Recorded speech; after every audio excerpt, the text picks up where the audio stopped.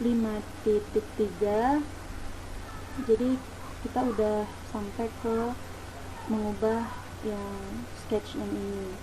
Mari kita lihat Proteusnya.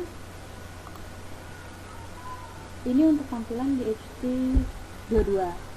Nah, di sini udah ada Arduino-nya, di sini udah ada DHT22-nya, ada terminal virtual terminalnya dan COM-pin.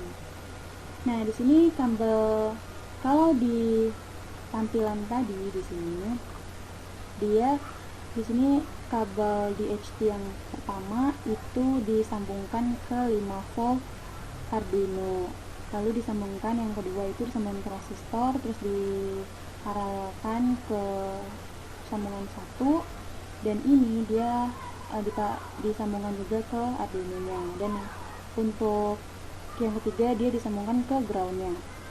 Tapi untuk di Proteus dia menggunakan ground sama powernya.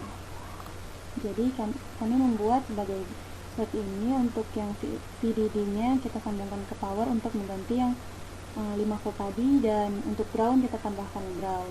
Dan ini ada resistornya yang sebesar 4,7 kilo ohm. Lalu disambungkan lagi ke kabel Arduino-nya yang kedua. Selanjutnya ini untuk yang soal pertama L5.2 belum ada terminal dan COM-pinnya. Dan untuk file sketch di Arduino-nya kita menggunakan ini, bisa dibuka di sini DHT22. Nah, ini adalah hasil dari compile sketch yang ada pada 5.2 dan sudah dikompil, lalu diambil yang ini, di copy, di blok, terus di copy dan dimasukkan ke sini seperti itu, terus diklik OK. Nah, setelah itu untuk soal selanjutnya itu dikasih tahu bahwa katanya ulangi langkah 5.1 untuk DHT22, ubah sketch baris, define DHT type DHT11 menjadi define DHT type DHT22. Nah, jadi yang ini diganti menjadi DHT22. Sedangkan tadi yang DHT22, nah kalau yang DHT22 tadi tuh seperti ini, sedangkan kalau misal yang DHT22 itu sama seperti yang tadi, kan disuruh ulangi langkahnya, dan ini dikompil lagi, dan ini hasil codingannya di Arduino. Nah, sama seperti tadi bahwa yang ini dia diubah DHT211, sedangkan kalau DHT22 dia diubah yang ke DHT22 seperti itu. Lalu di copy terus dimasukkan ke sini, ke Arduino nya, terus diklik OK. Sedangkan yang ini kita sama kayak tadi, disambungkan di cara yang untuk resistornya juga. Nah, untuk terminal COM-pin itu disambungkan seperti percobaan kedua itu ke Arduino nya, dan diklik itu dipilih yang 9600. Jika sudah, klik OK, dan untuk COM-pinnya juga diklik yang 9600 dan 1600 di sini, terus diklik OK. Ini untuk DHT11. Sedangkan kalau untuk DHT22 hanya diganti ininya saja, kita cari di sini nanti ada namanya DHT22. Nah, kalau misal yang DHT11 kita menggunakan di sini yang ini, sedangkan yang DHT22 kita menggunakan yang ini. Tinggal dipilih aja terus diklik OK. Nah, setelah itu jika sudah, kita compile, run maksudnya. Tetapi di sini hasilnya itu tidak terbaca. Ini yang masih membuat kita berdua bingung. Gimana sih?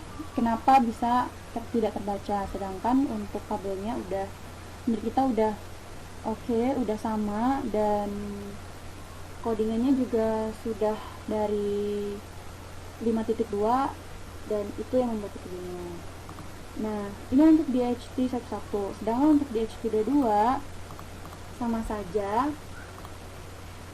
Yang ini untuk terminal virtual terminalnya kita ganti ke 9600, dan COM-pinnya juga 9600. Jika sudah oke, terus yang ini juga kita masukkan file Arduino nya ke Arduino di Proteus, klik OK. Lalu jika sudah, kita run. Nah, ini juga sama tidak terbaca. Ini yang masih membuat kita bingung. Untuk itu, maka kami tidak bisa melanjutkannya ke soal selanjutnya mengenai 5.4 yang hasil pembacaan di HT11 dan di HT22. Paling hanya yang hasil tidak terbaca tadi. Terus 5.5 kita juga tidak bisa membuat grafik dari pembacaan suhu dan kelembapan dari kedua modul tadi, yaitu di HT1 dan di HT22. Pun dengan pertanyaan ini kita belum bisa menjawabnya. Untuk pertanyaan tentu sebenarnya bisa dijawab. Di situ pertama, berapa perbedaan akurasi pembacaan antara modul sensor DHT11 dan DHT22? Modul sensor mana yang lebih presisi? Jelas bahwa 6.1 ini jawabannya adalah DHT22. Kenapa? Karena ketelitiannya dari DHT22 itu beda 1 desimal. Jadi dia ada sekian koma, nah 1 desimal di situnya, komanya. Jadi perbedaan akurasinya cuma 0,1 sih. Tapi jelas itu yang membuat DHT22 ini lebih presisi. Kemudian di sini dari hasil percobaan berapa kemampuan pembacaan minimum dan maksimum suhu dan kelembapan baik untuk modul sensor DHT11 maupun DHT22. Untuk nomor 6.2 ini kalau dari hasil percobaan tentu kita nggak bisa menjawab, kita cuma bisa pakai data yang mana di situ dijelaskan bahwa untuk suhunya sendiri kan dari 20 sampai 80 dari 0 sampai 80 sampai 50 untuk DHT11, sedangkan DHT22 itu dari minus 40 sampai 80. Tapi kalau dari percobaannya tentu belum bisa, karena kita nggak bisa menyelesaikan 5.5. Itu perlu plot karakterisasi dan linearisasi itu untuk menjawab lebih tepat pertanyaan 6.2. Kemudian 6.3, modul sensor mana yang lebih cocok untuk diaplikasikan pada pembacaan suhu dan humidity untuk kultur bakteri? Jelas kalau kita menggunakan data yang udah ada, data ini, maka kita bisa memastikan bahwa DHT22 itu lebih cocok. Kenapa? Karena untuk bakteri itu kan sebenarnya terbagi atas dua, ada yang termofobik dan termofilik. Jelas kalau termofilik ini dia suka banget sama panas, suhunya tuh masih terlalu rendah kalau misalnya membudidayakan bakteri ini, karena dia ada di sekitaran 400 sampai 800. Tapi kalau untuk budidaya termofobik,